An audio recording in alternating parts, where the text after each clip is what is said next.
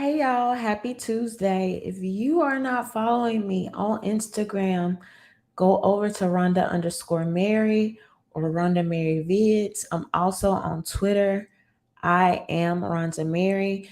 If you would like to support this channel, purchase merch. I also have my women's style guide for concealed carrying your firearm every day and looking cute while doing it. You can go to rhondamary.com for all of that. All right, so hey to everybody coming into the room. Hey, King BJ. So we're gonna slowly let people fill into the room as the notification begins to go out. Um, so what we're gonna talk about today, I feel like this is the season of the intuitives. That's what I'm calling us from now on. Excuse me. The intuitives, okay?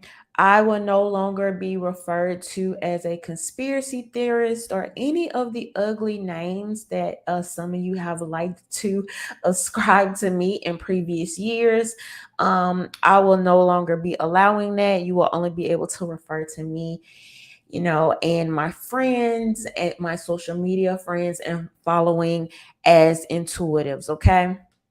So I said on Twitter the other day, and it's got a little traction.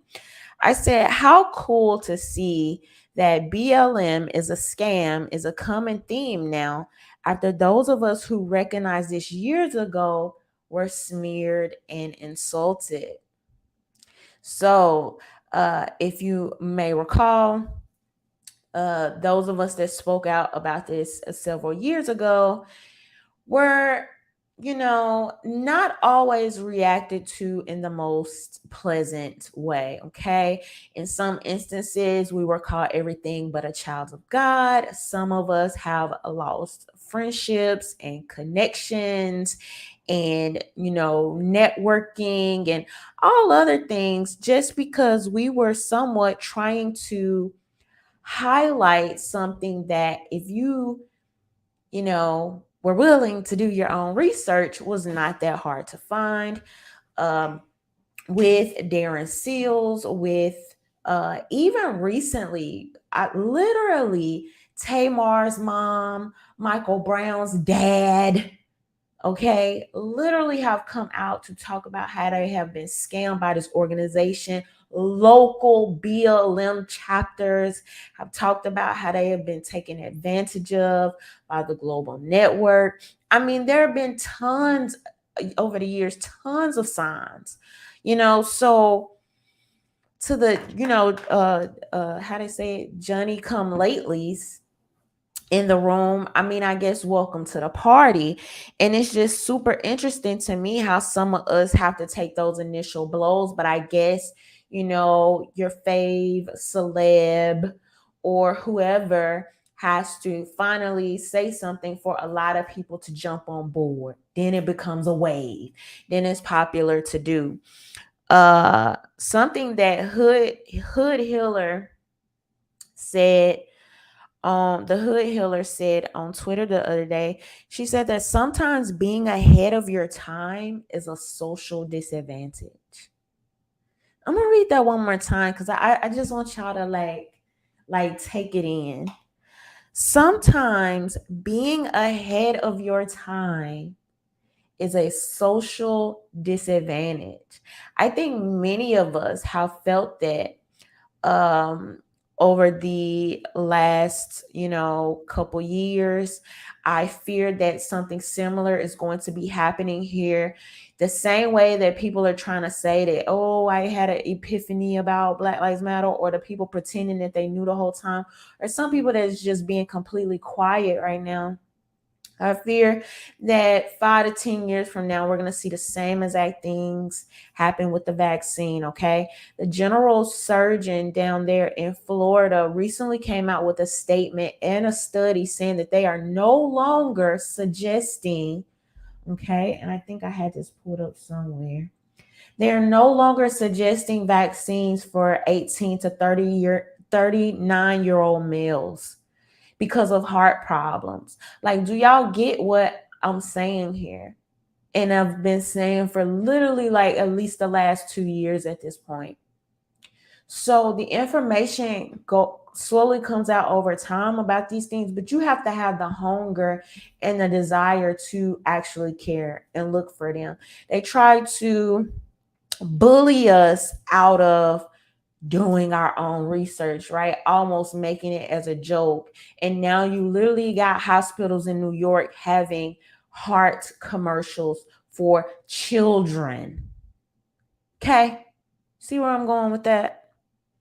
But anyway, the next wave that uh it seems like it's going to be is now I'm looking at anti-black is currently trending on Twitter.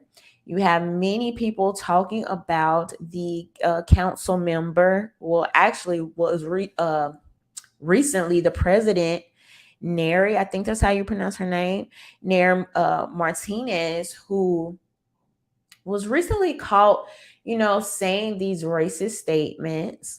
I mean, when you refer to a black child as a monkey, like I think that, at some point common sense should kick in at this time, especially when you have a constituents to answer to. You're not just some freaking average Joe on a street corner.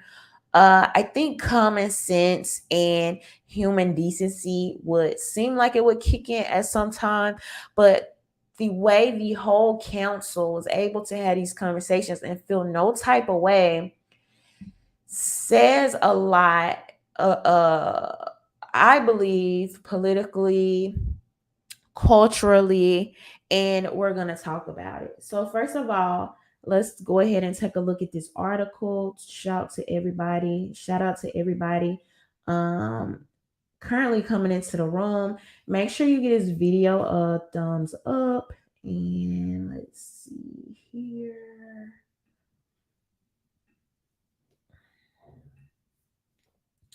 All right, so this is according to USA Today. After racist leaked recording, Los Angeles City Council president takes leave, Biden calls for resignation. Leaked audio of a conversation between some of Los Angeles' top political players that included racist remarks has cascaded into multiple resignations that came to a head during a rowdy and at times chaotic city council meeting Wednesday.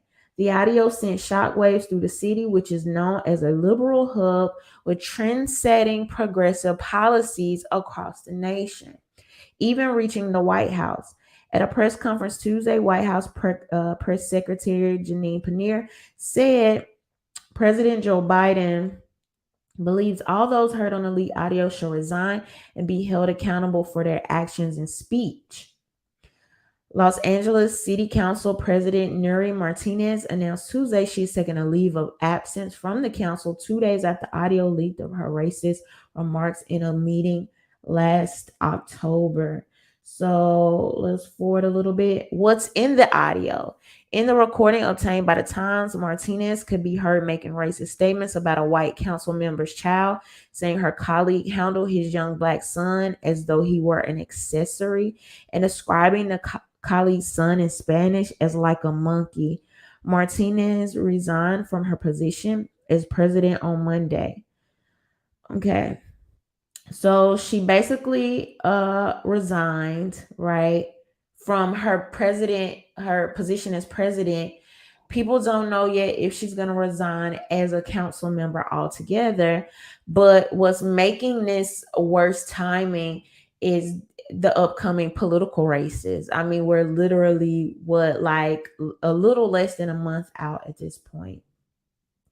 The conversation reportedly took place during the October 2021 meeting at the Union Federation's office between Martinez and other council members. I'm not going to mess up these people's names. Audio of the conversation was first posted on Reddit by a now suspended user, according to the Times, and it is unclear if anyone else was present who recorded the audio and who posted the recording. What's the reason for the suspension? I wonder. What's in their privacy policy that, like, what's the reason for the suspension? In addition to her comments, Martinez reportedly called a colleague, Councilman Mike, Council member Mike Bonin, an expletive, according to the audio posted by the Times, allegedly saying his parents are raising him like a little white kid. I was like, this kid needs a beat down. Let me take him around the corner and then I'll bring him back. She referred to the Koreatown people as little short dark people. And it just goes on to talk about this. She has since basically apologized and asked for forgiveness. Now, I will say it's smart. It makes sense on Joe Biden's part to call for a resignation. Things are clearly heating up going into midterms. You are seeing a lot of back and forth. Uh, One recently that was going viral last week was between Warnock and um oh my lord, Walker, Herschel Walker. Um and Reverend Warnock and Herschel Walker. They've had all this dirt. Y'all know it gets grimy and dirty every time the election is coming up. When it starts getting heated and the rubber starts meeting the road, it's a lot of slander. It's a lot of back and forth. So this goes right into what we're seeing, and people are leaking this call right in the thick of things. So it makes sense politically for Biden to call for a resignation, because it's like, look, like, this is happening right when we're in the thick of things. I don't want people to attach this to me or, you know, have or to the Democrat Party and have. I don't want people to come out and be like, oh, well, Joe Biden didn't speak on this. He's ignoring this. So he immediately came out and called for their resignation, which is smart. Um, but let's talk about this from a couple of different ways. First of all, let's talk about the fact that during this conversation, redistricting was a very important part of the conversation. And it appears that some of the people on this council had worries about the benefits that redistricting would have for Black residents while disenfranchising Latino residents. So, possibly wanting to dilute the strength of the black vote. Now, the part I find interesting about this is that for several of at least the last few years, we've been told over and over again that it is only Republicans that want to dilute and disrupt the Black vote. We've been told that Republicans are racist, right? And all of these other, things that are said.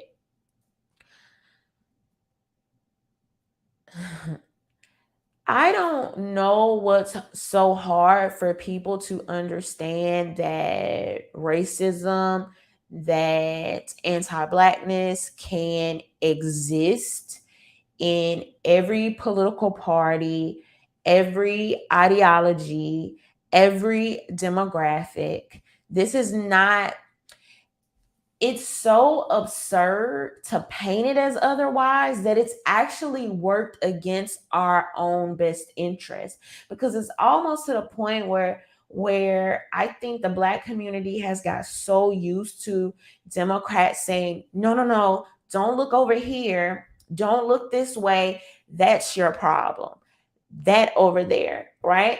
And while we're turning a blind eye, it has been so much BS that has been allowed to happen, in our communities, in our neighborhoods. Like, even if you look at the demographics of California, I've been talking about this for years at this point because it's really interesting. And I don't think enough people talk about it. I don't think enough people talk about it. But not only look at the rate that the middle class are leaving and being snuffed out of California, and it's almost only leaving the very rich and the very poor. We obviously see that there's a homeless a crisis that is going on across the country and in right in California. But not only that, an even more interesting point that I feel like is rarely talked about is the fact that the Black population in California in the last 20 years has been cut in half. Has been cut in half and is steadily decreasing. Like, do y'all find that interesting? What is happening in California that is having Black people, the Black population, leave California at such high rates? I think that that is something that needs to be looked at and discussed. Why are no politicians really addressing that? I think that says something, and there's an underlying issue, right? Because think about this, even from a way the mentality that we've been told to package this. Supposedly, allegedly, California is the most progressive place for diversity, the most progressive place for people of color. Yet you literally have Black people leaving California at like some of the highest rates. This is what's numbers. You can hashtag, you can say what you want, you can say how California made you feel, but if you're leaving there for a reason, it's obviously a reason.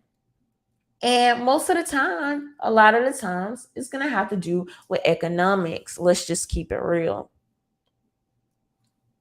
Okay. We have a very high percentage of the homeless population that is Black. Okay. We know the border issues and the migrant issues that are currently going on in California. And the border issues are becoming so blatant now that you literally have AOC and Eric Mayor Adams and Lori Lightfoot speaking out about, look, this whole immigration thing, it's getting out of hand. We do not have the resources to take care of people.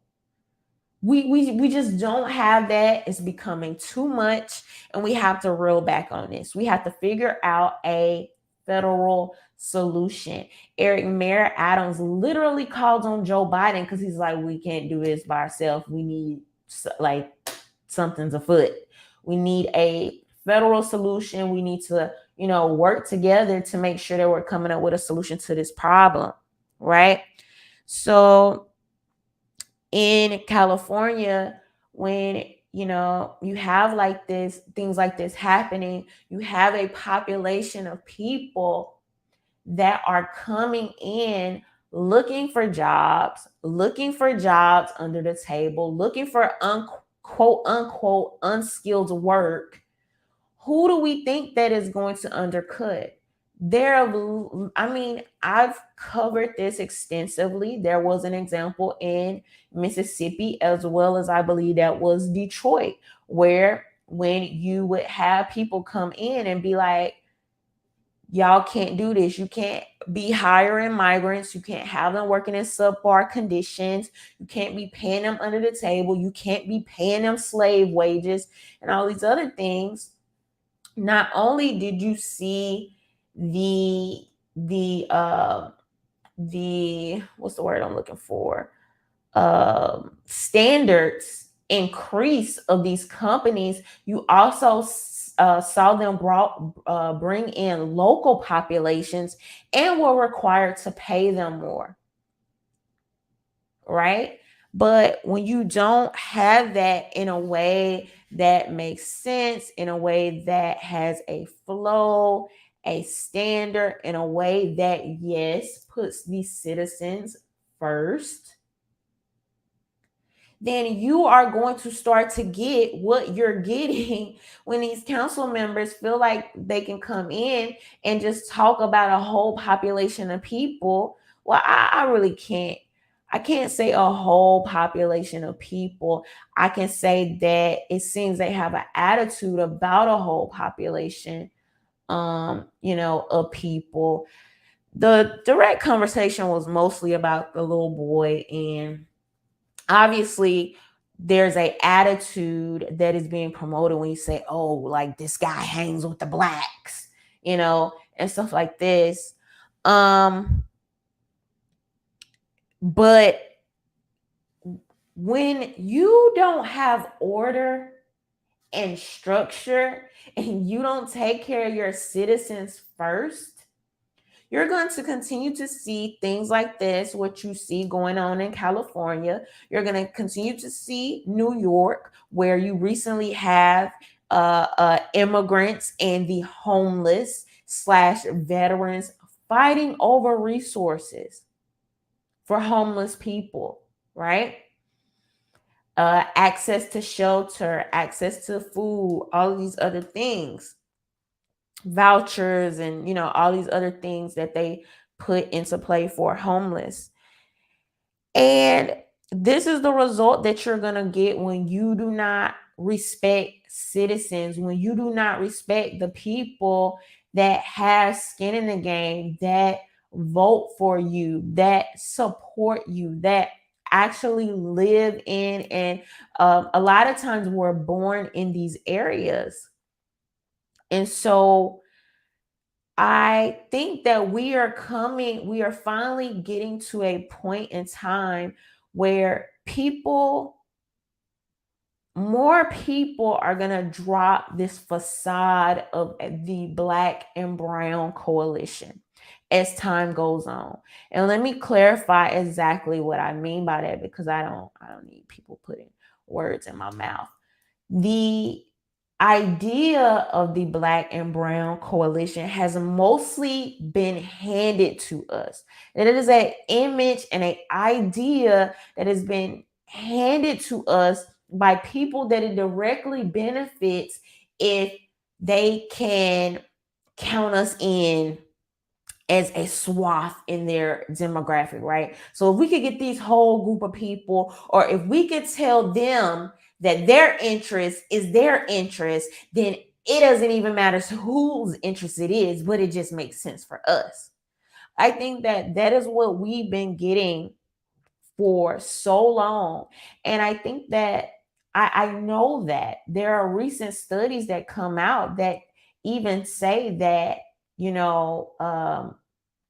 Latinos or Hispanic Americans, are even turning away from the idea that, oh, just illegal immigration for all, or taking a different stance on it.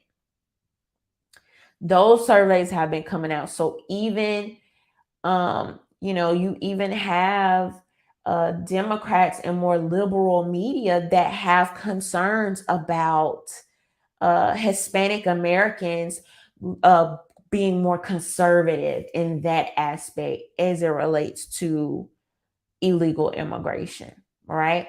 And so, how can you still benefit from it? Well, try to get Black people to be okay with it for years, even though it's literally, to this day, no one has been able to show me on paper where illegal immigration makes sense for Black Americans, whether we're talking about economics and jobs, right? Being undercut from opportunities, the resources for the schools start to shrink because you have more students in the schools, and now you have more schools with possibly subpar education. You have, what did I say? Jobs, economics. the demographics, right? We see Black Americans moving out of California at a high rate. And then, you have this where it's like, look, we are a Latino or mostly Hispanic council, and we are going to look out for the people that we think we should be looking out for. In some terms, I think that would make sense. When people that are from there vote for you, they want you to represent their interests or the interests of the culture there. The problem is going to come in with the culture. I don't really want to say culture war, but the back and forth of, okay, now you're doing that and I feel disenfranchised. And it's absolutely, I mean, it's obviously going to be that when that has obvious racial, I can't even really say undertones. um but to that I will say, because I'm thinking about these leak calls, right, and these leak voicemails. And you have some people that are shocked by this. Recently, there's a voicemail, an alleged voicemail from Kim Kardashian that's floating, where she basically disparages Whitney Houston after her death, right? And to me, that doesn't sound like a real call. Like I'm really not buying it till we get more information, but who knows, right? But regardless, the point I would like to make is that when I tell y'all, if you could only believe some of the things that these politicians and celebrities say behind doors, some people that I have gotten the chance to meet personally, those that I have been a few degrees separation from a situation or knowing the behind the scenes type of information. And uh politicians are very much real humans. And when I say real humans, some of them are actually probably like the worst of the barrel of humans, just for the simple fact of how many of them go into politics for very selfish reasons, for ego, for pats on the back, to give contracts to their friends. Um, I wouldn't put anything past these people, regardless of political party. It's this belief that liberals are, generally just so loving and so warm and just these great humans. And literally, when I say that a woman is a woman and a man is a man, and I'm not even opposed to a trans man is a trans man and a trans woman is a trans woman. I'm not opposed to that. But me saying that, literally, in video, in tweet format, has brought out some of the most insane, racist. I'm talking about some of the most racist things I've ever had said to me. Out of all the stuff you may think I say that's, oh my God, that's so controversial or non-controversial, whatever way you may look at it. Out of all the things I've said, that has brought the most racist, like, to my doorstep. I'm talking about, like, have also compared me to a monkey, non-human. And even sometimes when they're saying this, they are, I guess, because to them, they feel like, oh, you generalizing women or you generalizing men, so we'll generalize Black people, right? And they're trying to bother me. They're trying to get it under my skin. or whatever. And that typically doesn't happen because I mean, most of the time, you just even take a look at these people. Usually, there are people that probably were like tossing trash cans and stuff in high school, bully, you know what I mean? And they haven't really dealt with the trauma of that. And now they feel affirmed that they can just tweet and be whoever they want to be. You know what I mean? Some of these people never felt love. And so I just don't, I guess they hope to anger me or get under my skin, but honestly it just exposes the actual absolute hypocrisy. Like these same people will literally have BLM in their bios, they'll have the fist in their bios, or you know, and it's just, I mean, it's very interesting to watch. It teaches you a lot about human nature. It teaches you a lot about hypocrisy. It teaches you how awful people can be regardless of political ideology. I don't have, like, I've seen enough in the last few years that, I don't have any belief that anybody can't be anything. At this point, I've seen uh uh secularist pro-lifers. I've seen progressive anti-vaxxers. I've seen liberal racists. I mean, any combination. I've seen trans anti-groomers. Any combination that we've been told is, not the thing or is the thing or whatever. It's every variation. And though you do have people that tend to skew a certain way, people that are usually objective tend to be generally objective and things like that. You may have people that may tend to be liberal, that may be liberal on more issues, or conservative on more issues or whatever. But I just have seen enough to show me that people are really not like a monolith. And I know that probably sounds like kind of cliche, but I've seen every single combination. So when I see a person of color, like y'all know, there's colored people backwards. I've talked about this forever. That's not even, you see me doing air quotes. I've always thought that was a ridiculous term. We've been, and that'll just take me on a whole different thing because it's so much stuff that we flip and try to make it seem like it's different or it's better or ironically progressive, and it actually be the most detrimental thing.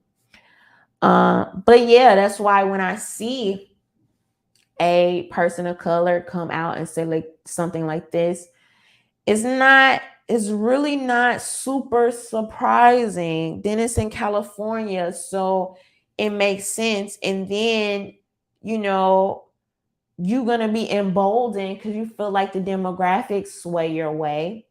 Joe Biden, you heard him say, Black people, you better get in line because, you know, Hispanics are getting ready to outpace you. That's going to, that's emboldening. So it's like sometimes what these people are willing to say behind, I mean, closed doors is just, I want to say crazy, but it's really not that crazy when you know the potential and how people be moving out here. So I think with this recently trending on Twitter, I have a feeling that over the next few years we're gonna kind of see people uh um we're gonna see less Black Americans, um using the immigration talking points as if it likes, because y'all, even a couple of years ago, y'all remember who was that came out and was like, it was somebody that went on a Breakfast Club. It might have been Angela Rye or somebody. And she was like, illegal immigration is a Black American issue. And then you had a couple of other people that came out and echoed this same sentiment, right? And they got a little pushback. But I think as time goes on, we're going to see more people standing or being willing to speak out about that, because they're kind of seeing what's happening. In a lot of ways, Black people have, somebody said that little boy that the Nary Martinez was talking about, said that they was using that little boy as an accessory. And I thought that was ironic, because I do think that's rude to say that. I do think that, um, especially how they was already talking about the little boy.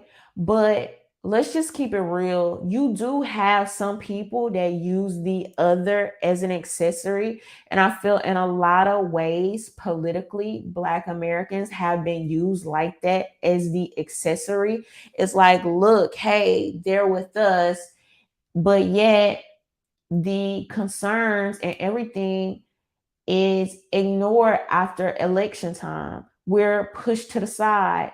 We're, grouped in with everybody after the election, but you real bold during the election to say stuff like, oh, uh, you real bold like during the election to say, um, Black women, I'm here, or I won because of Black women. But then after, it get real hush.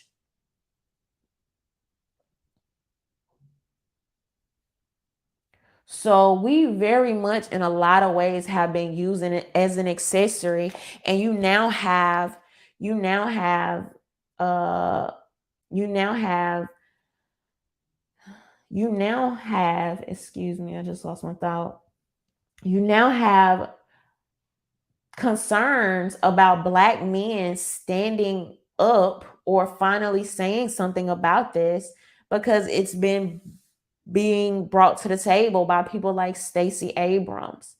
And I think they recently talked about it on MSNBC and all of these other platforms. So that's just something to note, that's just something to think about.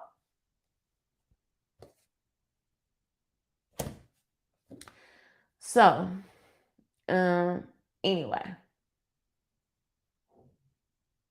Oh, the other thing I wanted to mention, why I think this is very interesting, and another reason why I think the tide is turning on this, is because Dr. Clyde Anderson has been somebody that has been very vocal about the numbers, like the stats, like the hard data of how this is affecting us Black Americans. And not only that, but kind of like the demographics and everything, and how it's affecting even America on a larger scale. And he's somebody that has talked about this for, I mean, probably like over a decade.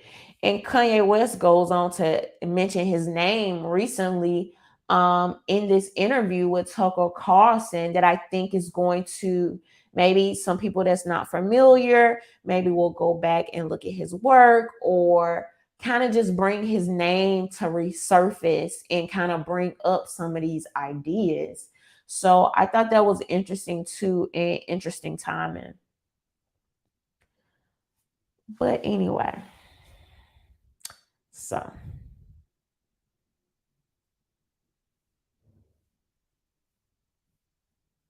look, when I tell you this is so real, and when I say like you just gotta, I mean, I just don't know at this point.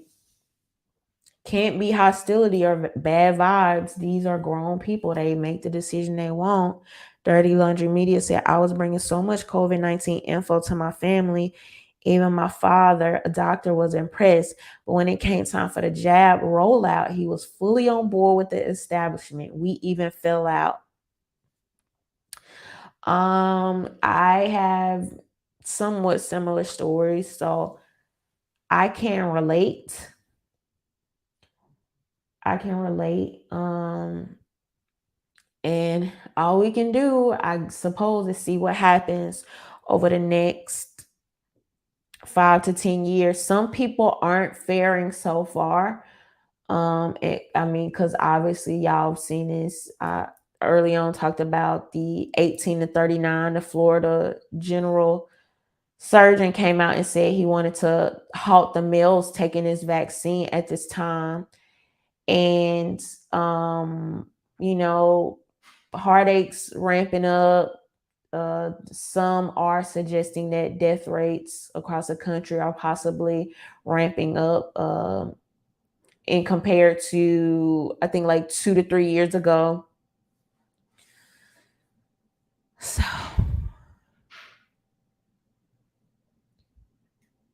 one more thing I just want to mention before I dip out is that I talked about the heat like turning up a little bit going into midterms, and you're going to have a lot of outrage media and things that people are going to be doing to get attention, get energy, make sales, push their products, be seen, go viral. And especially when we're going into the colder months where a lot of times people tend to be in the house more, it's colder, people tend to be more lonely, like during the winter, fall and winter months and things like that. I just see the potential for a lot of energy harvesting going on. And it's just something to note when you see it. And I think that because we are like very a social media driven generation, it's very easy to fall susceptible to getting caught up in this. And regardless of like whether people admit it or not, it does have, now you may be a very, very strong mentally and emotionally, and it's great.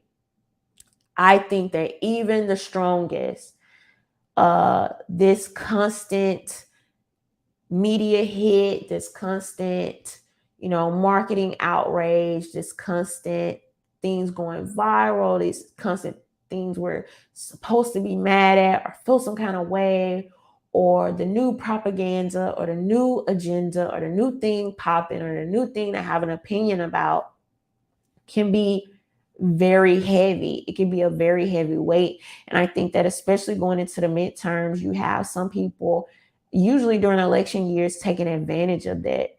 So, you know, when you see that, just note it, because some stuff really doesn't even be like worth a response for real. And then when you see people doing it, you can just know like, okay, this is that hamster wheel thing that we do every time. But anyway, all right, y'all. So if you're not following me on Twitter, go ahead over to Twitter. I am Rhonda Mary. I'm also on Instagram, Rhonda_Mary, Rhonda Mary Vids. You can actually find all the places to find me on rhondamary.com, along with my merch and the ways you can support this channel. For everyone that has supported this channel, thank you so much. Please give this video a thumbs up and a share, and we will be talking soon. Y'all have a good night. Bye.